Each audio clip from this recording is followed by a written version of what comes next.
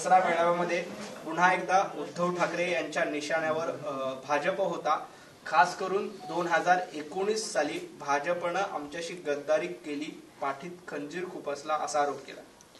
नाही, मला वाटतं उद्धवजी ठाकरे साहेबांना भाजपचा पोटशोळ एवढा आहे की त्यातून ते अजूनही बाहेर येत नाहीत आणि त्याच्यामुळं भाजपशिवाय कुठलंच वक्तव्य, कुठलीच भाषणं त्यांची पूर्ण होत नाहीत। आणि खरं म्हणजे गद्दारीच्या संदर्भात काल एकनाथ शिंदे साहेबांनी स्पष्ट केलेलं आहे की 2019ला ज्या वेळेला निकाल लागला तो निकाल महाराष्ट्रातील जनतेनं शिवसेना, भारतीय जनता पार्टी एकत्र युतीला जनाधार दिला होता, मतदान केलं होतं। मग तुम्ही महाराष्ट्रातील मतदारांचा, जनतेचा अपमान केला, त्यांच्याशी गद्दारी केली, त्यांच्याशी प्रतारणा केली।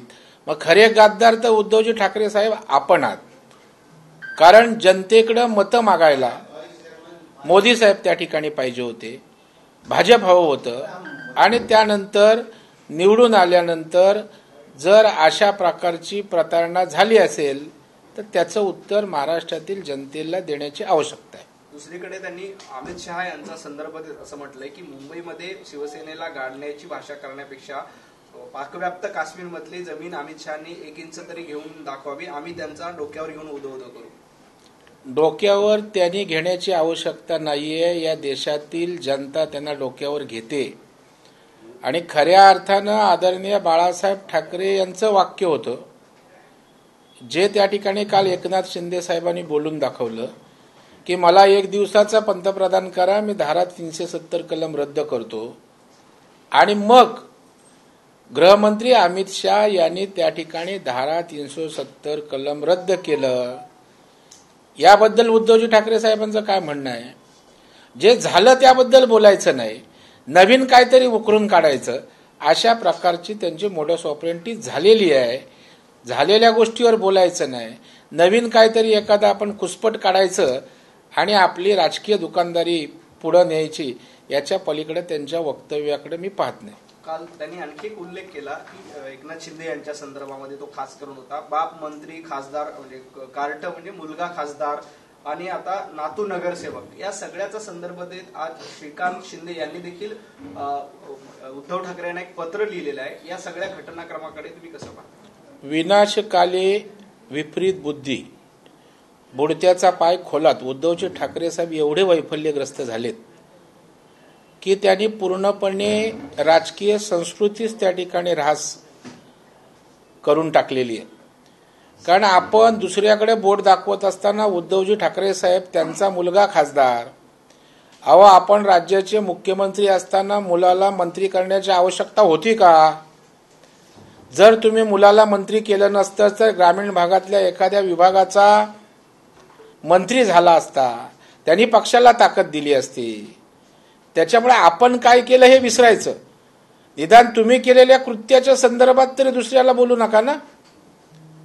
आणि ते 1-1.5 वर्षाचं निरागस बाळ, त्याच्यावर तुम्ही नगरसेवकाचं तिकीट त्याला द्या बोलताय, म्हणजे मला वाटतं तुमची वैचारिक अधपतन सुरू झालंय की काय, असंच त्या ठिकाणी सुसंस्कृत महाराष्ट्रातील जनतेला आता वाटायला लागले।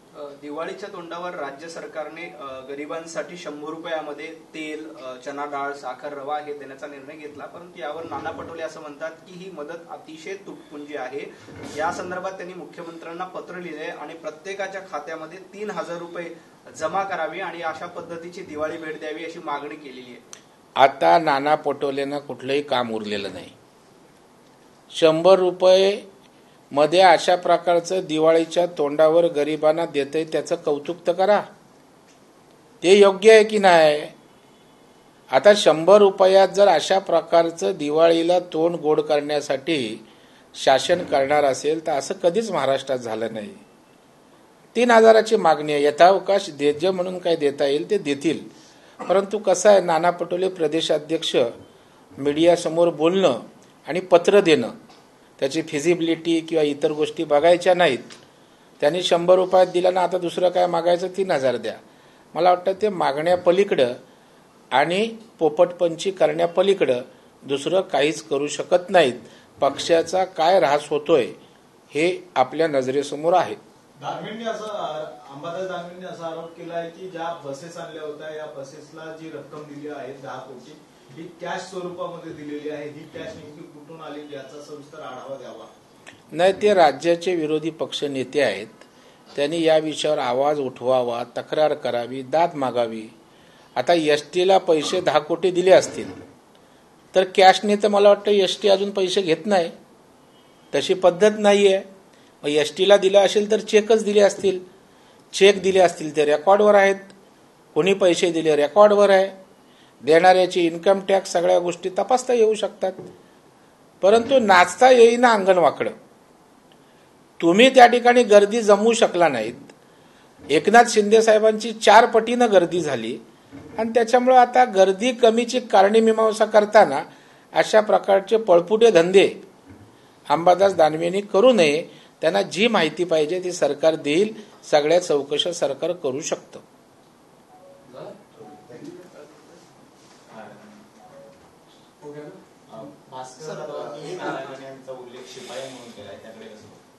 नाही, मला वाटतं शिपायाचा अपमान ते करतायत. उलट राणे साहेबांचं कौतुक केलं पाहिजे की शिपायापासून माणूस स्वतःच्या मेहनतीवर आज या राज्याचा मुख्यमंत्री होऊ शकतो, देशाचा कॅबिनेट मंत्री होऊ शकतो.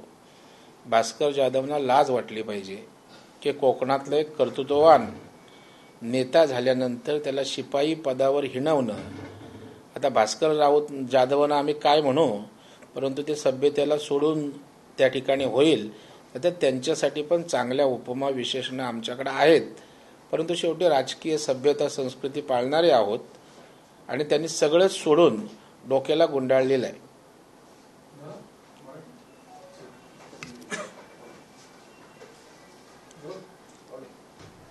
जिस तरीके से बीजेपी के ऊपर लगातार छीटाकशी उद्धव ठाकरे की तरफ से की गई, कहा गया 2019 में अपमान किया बीजेपी ने, धोखा किया और अब स्क्रिप्ट दे रहे हैं एकनाथ शिंदे को. नहीं, मुझे लगता है कि धोखा किसने दिया इसके ऊपर एकनाथ शिंदे साहब ने स्वयं स्पष्ट टिप्पणी कल की जाहिर सभा भी की कि जब 2019 का चुनाव हुआ तभी शिवसेना और भारतीय जनता पार्टी युति करके राज्यों के लोगों के सामने, मतदाताओं के सामने हम यूनाइटेडली गए.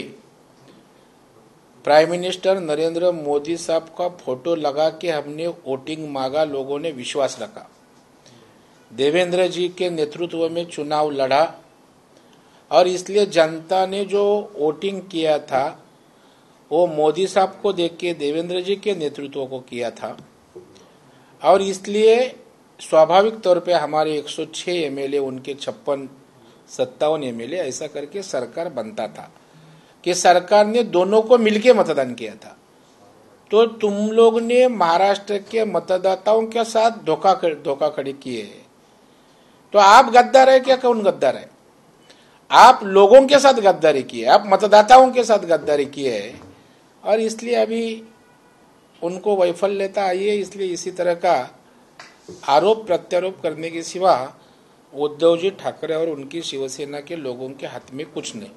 उद्धव जी ने जिस तरीके से एकनाथ शिंदे के पोते तक को इसमें घसीट लिया और उन्होंने कहा कि पोता नगर सेवक बनने वाला है, और इसको कैसे देखते, उस पर लेकर भी आज श्रीकांत शिंदे ने, मुझे लगता है कि दूसरे के तरफ उंगली उठाने के वक्त हमारी तरफ 4 उंगलियां, इसका भान उद्धव जी ठाकरे साहब को रखने की आवश्यकता है.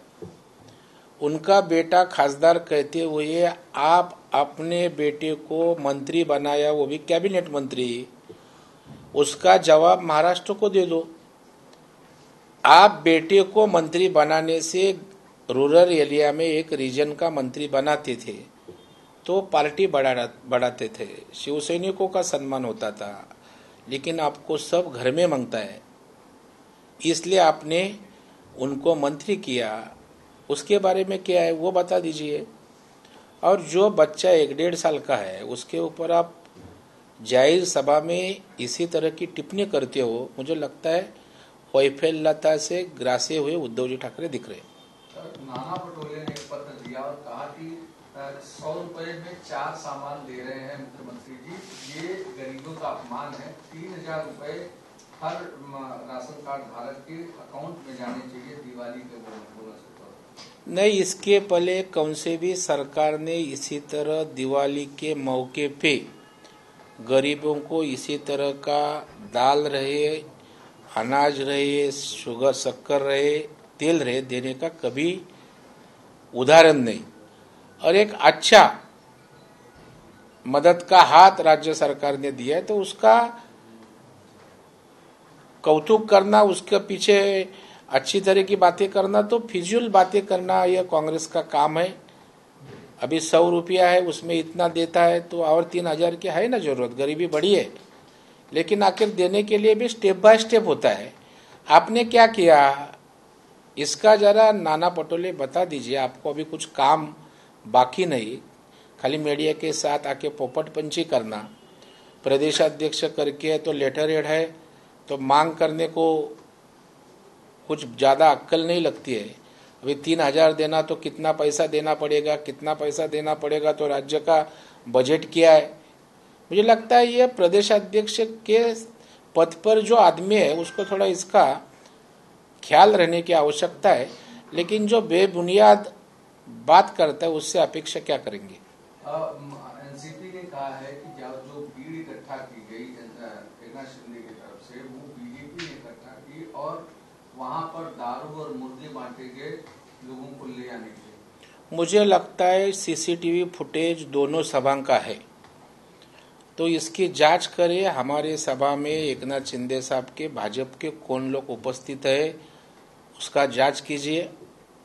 और आपकी जो सभा है वहां कांग्रेस राष्ट्रवादी के कितने लोग आए थे इसकी जांच कीजिए।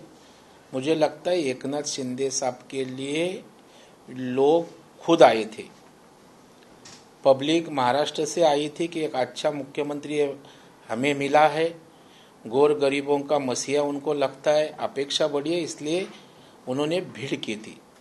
अभी उद्धव जी ठाकरे साहब से क्या अपेक्षा करेंगे। 50-60 साल तो छोटी मोटी सत्ता दी थी, आज भी मराठी मानुस की हित की बात कर रही है। मतलब 50 साल क्या किया, मराठी मानुस का हित करता तो 50 साल के बाद वही मांग करने की आवश्यकता नहीं। तो अब जरा शांत अभी आराम करो। एकनाथ शिंदे साहब और फडणवीस साहब मराठी मानुस का भी हित करेंगे और महाराष्ट्र का हित करेंगे। अगर मीटिंग में बीजेपी के है तो दिखा दे दो कौन है बीजेपी के। सर